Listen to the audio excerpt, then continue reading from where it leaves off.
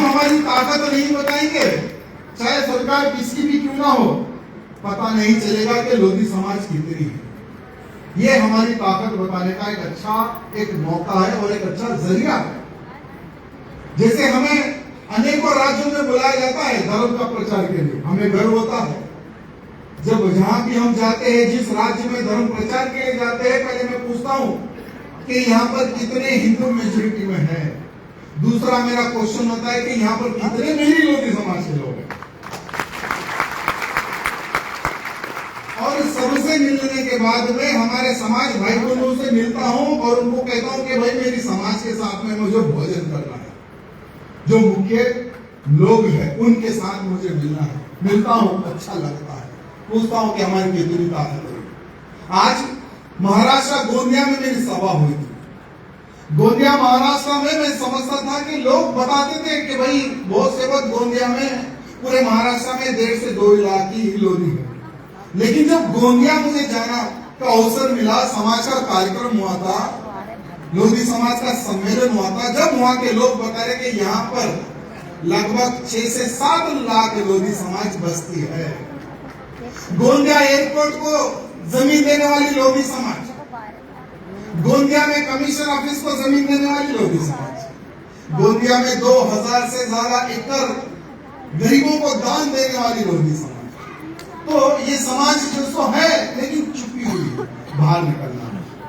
आज कितना अच्छा मंच हमारे बीच में है और इस मंच के माध्यम से यहाँ पर मैं समझता हूँ सभी लोग, ये हमारे लखनऊ के कोने कोने से आए हैं, बहुत सारी विधानसभा से भी मेरे भाई बंधु यहाँ पर हो सकते हैं।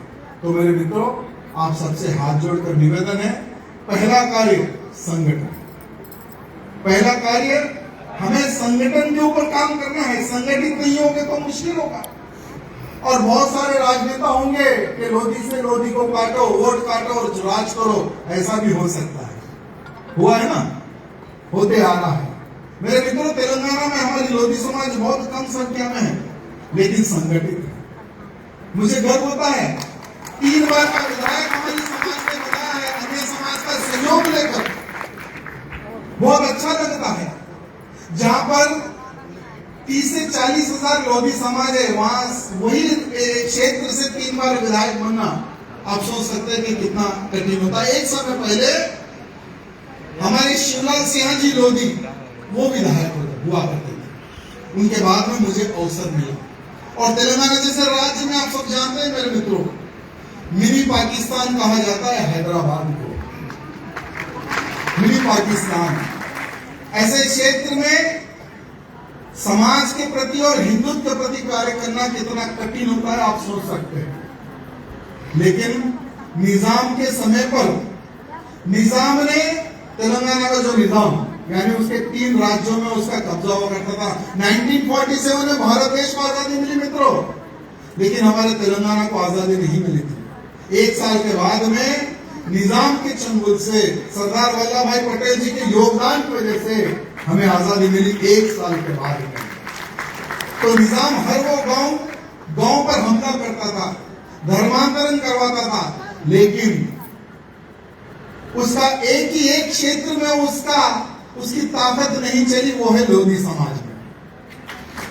वो अपनी सेना को भेजता था कि जाओ वो लोधी बस्ती को समाप्त कर दो। जितनी सेना आती थी सभी सेना को काट के फेंकने वाली हमारी लोधी समाज तेलंगाना की।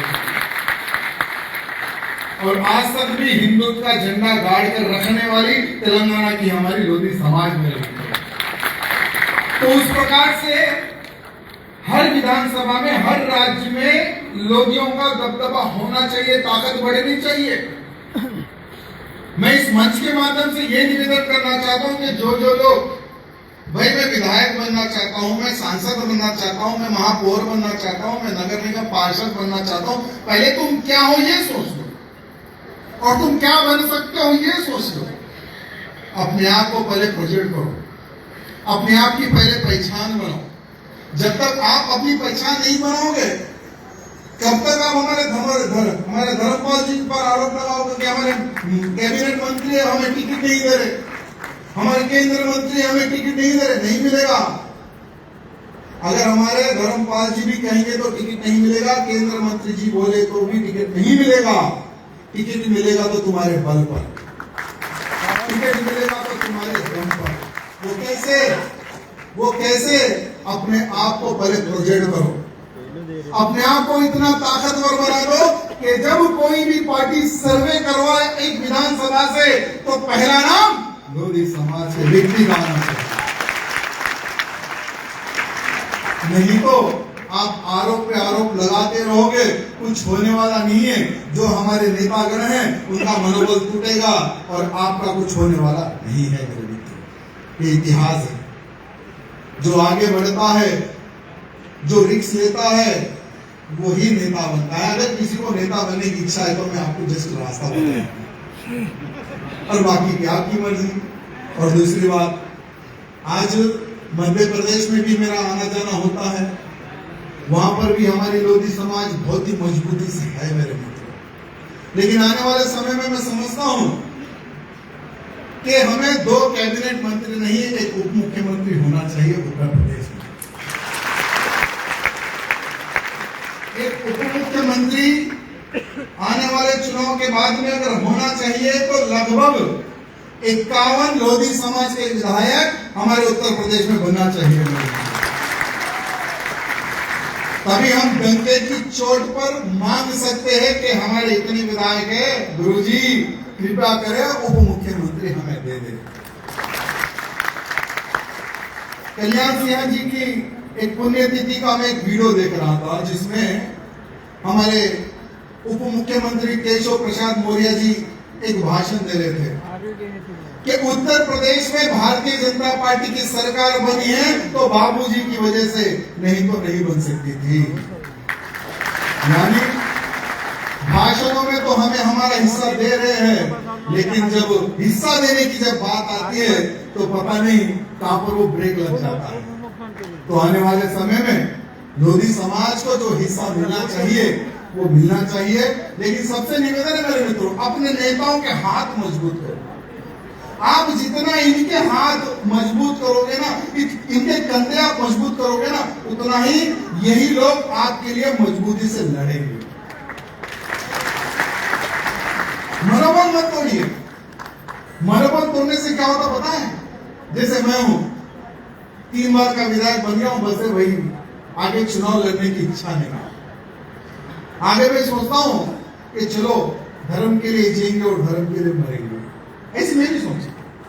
3 बार के विधायक बन गए, जितना डेवलपमेंट करना था, जितना होता है ना कि रोड गिर गई लोग खुश, रोड नहीं गिरी लोग नाराज, होता है ऐसा।